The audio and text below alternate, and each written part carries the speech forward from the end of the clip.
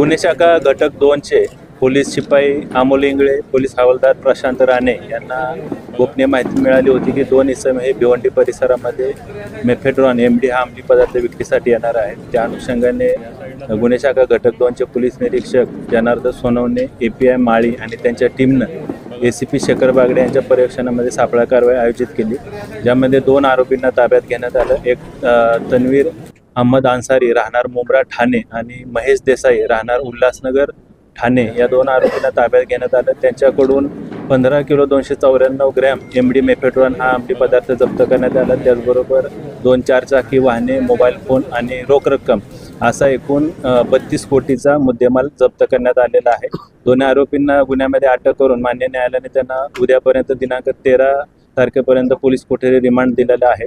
या दोन्ही आरोपींवर पूर्वी NDPS अन्वये तन्वीर अहमदवर 3 गुन्हे दाखल आहेत आणि महेश देसाईवर 4 गुन्हे दाखल आहेत।